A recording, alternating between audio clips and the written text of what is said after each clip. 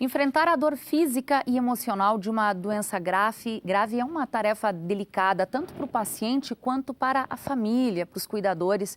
Por isso, as áreas da enfermagem, medicina e psicologia se uniram para promover medidas terapêuticas para ajudar todos os envolvidos. O chamado cuidado paliativo. E o programa Universidade Aberta, que vai ao ar hoje à noite aqui pela UPF-TV, vai mostrar o trabalho desse projeto de extensão sobre esse tema. É logo mais às 8h30 da noite.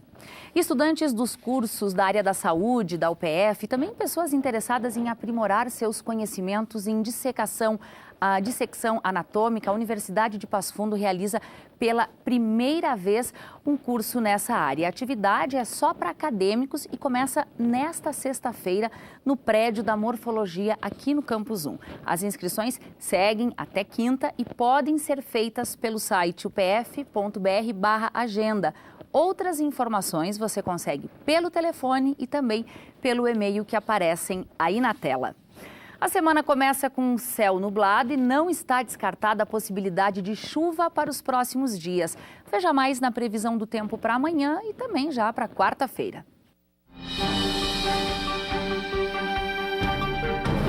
Previsão de uma terça-feira com céu encoberto em Passo Fundo, muitas nuvens durante todo o dia. Mínima de 16 graus, máxima de 26. A quarta-feira será de sol entre nuvens, com chuva fraca no decorrer do dia. Mínima de 13 graus e máxima que chega a 26.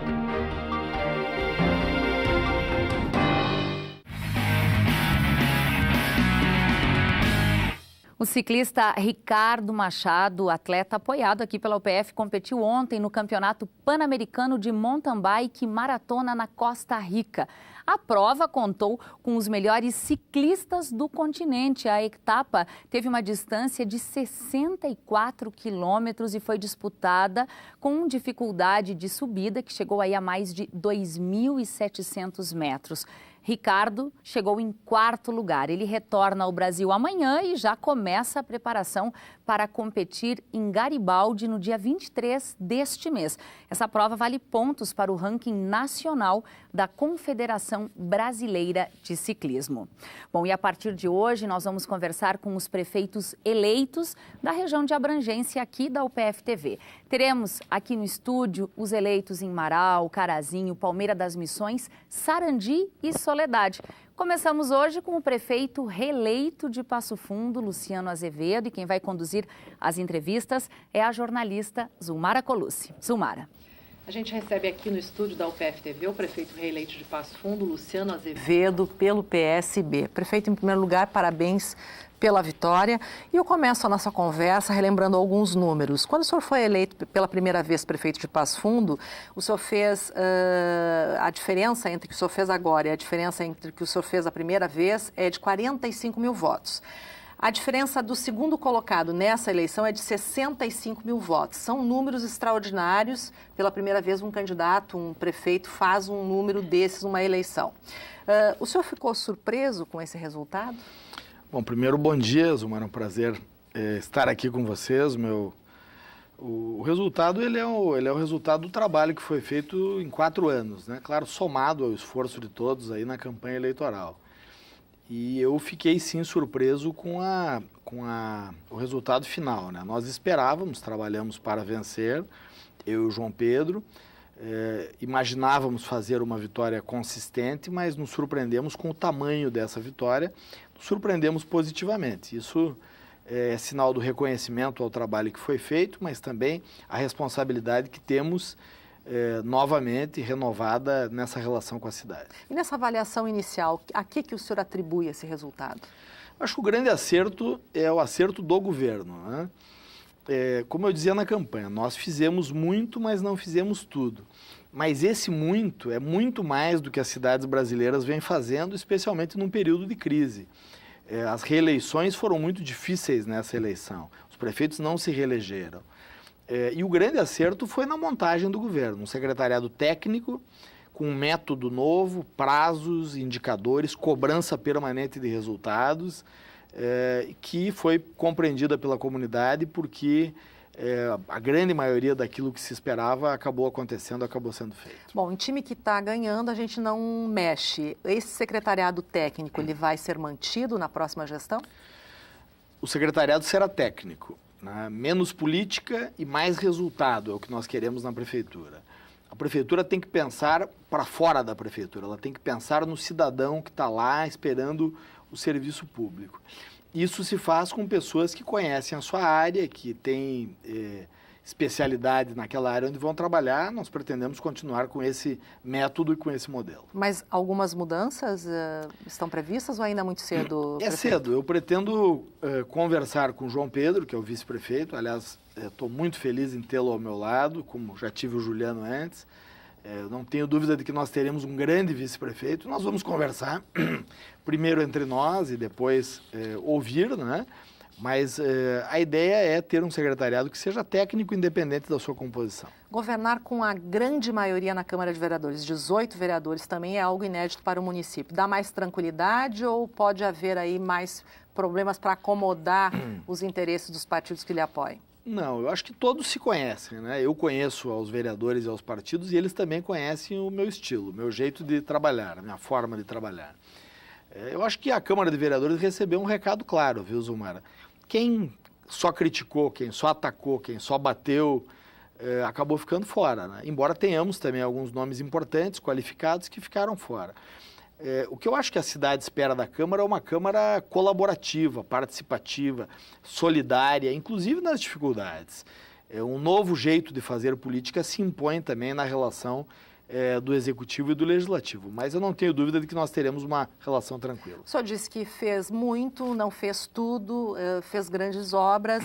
O que a população de Passo Fundo pode esperar em termos de obras num segundo governo de Luciano Azevedo? Alguma surpresa? Pode esperar novidades, inovações, né, como nós fizemos nesse governo. Pode esperar o aperfeiçoamento de alguns programas. Tem programas que nós vamos rever, pretendemos rever. Outros serão intensificados e novos programas virão.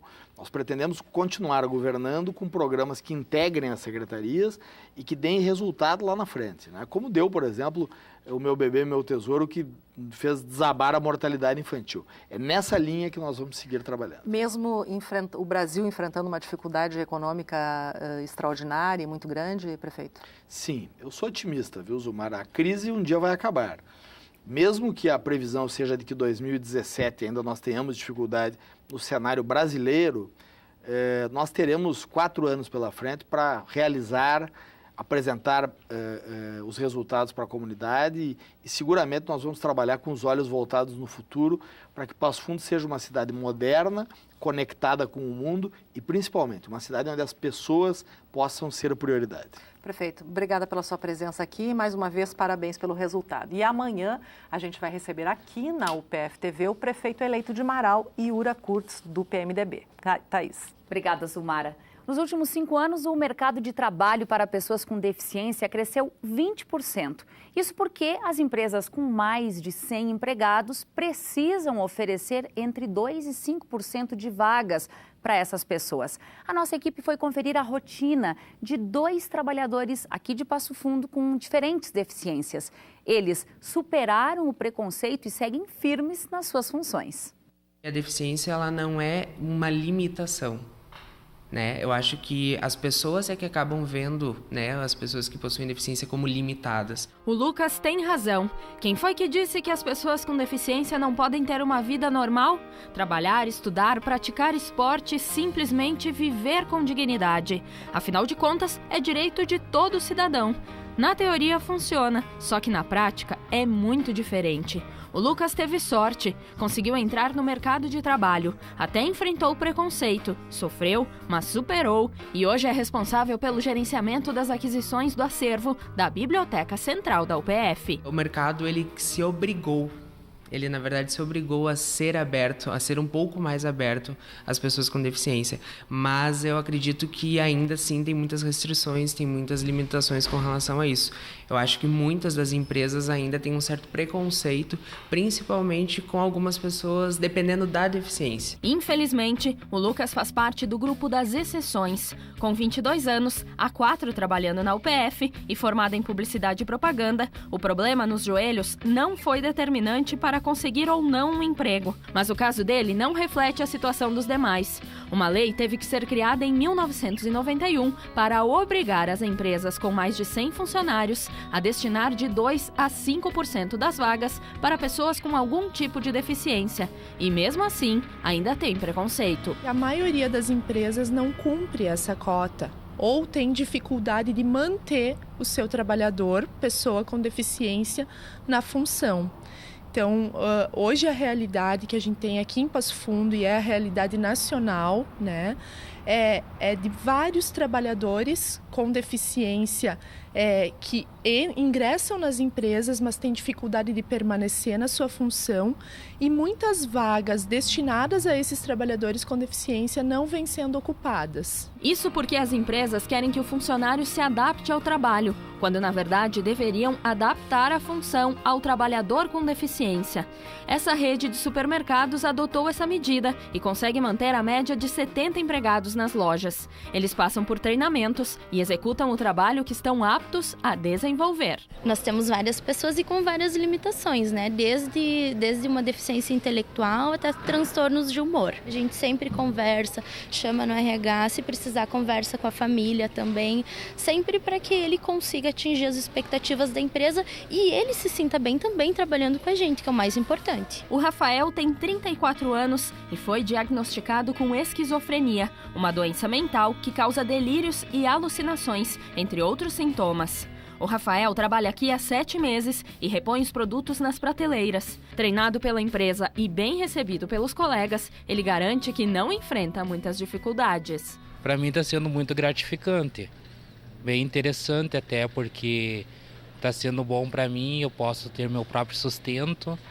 e estou conseguindo me manter, né? Com a ajuda da lei, nos últimos 5 anos, houve aumento de 20% na participação das pessoas com deficiência no mercado de trabalho brasileiro. Quem fiscaliza se as empresas estão com as vagas ocupadas é o Ministério do Trabalho e Emprego. Só que a inclusão social vai muito além de uma multa e da própria fiscalização. A gente tem que buscar medidas aí quase que pedagógicas, de formação, de construção de uma consciência que olhe para esse sujeito com deficiência, essa pessoa com deficiência e o enxergue como um sujeito integral. E se as pessoas não conversarem sobre isso, não lerem sobre isso, não buscarem contato com as entidades que apoiam as pessoas com deficiência, apoiam a sua luta, se não houver essa aproximação, a gente não vai conseguir evoluir muito.